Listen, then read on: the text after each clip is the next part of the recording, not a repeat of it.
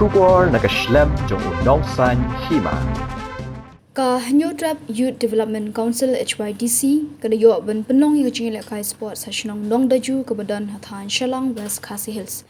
Ya kani Jingïalehkai Sports lawan play dek officer nagatnat pulit jong ka Shalang Police Station kani Jingïalehkai Sports jong ka Sing Hydc kada shibenta ban kentiu ka Kam Sports hagishnong kendong jong ka Bri New Trap nak benta ban kentiu ka Sap ka Phong hak bede bat kirukom Jingïalehkai.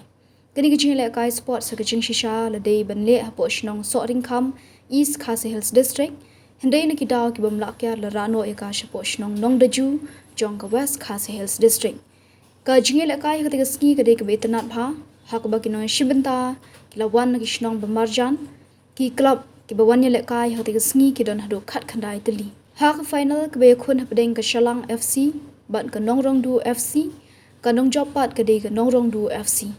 Ya kenam top scorer hati Jingïalehkai la yo u Thomas Sobar, u best goalkeeper u dei u Lasbon Shin Siang, but u best player la yo u Roster Rashir.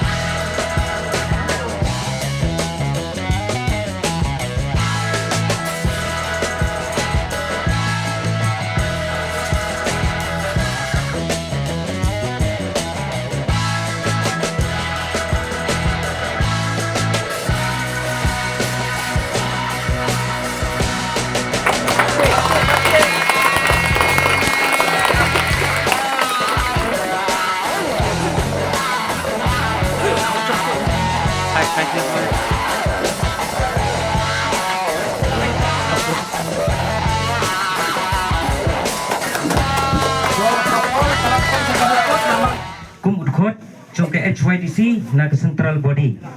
Ti kumta hakani kapor ngaso bat ai khurei pi baro kinong sungsnong ki kun samla jong kani kisnong bat baro ki bilishim benta hakani ke Jingïalehkai.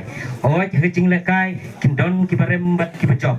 Ndai compare ya kataru namar bangin hap yo hi kata kabakut ke jingjop bat ke jingrem. Ti kumta kum ke Jingïalehkai jongi ngai itnap ya ki kena shani namar ba kidon ya kata ke sport spirit ke bangiong. Kidon ya kata ke mensim ban Jingïalehkai. Ti kumta kentiu ya pi kum katkot bat kum kasing jongi bangin nang ya kentiu ya pi om tang hak sport ndai ki wei pat ki penta ki bangila ban ai ya pi katu ka ni ke jingla ke jongi.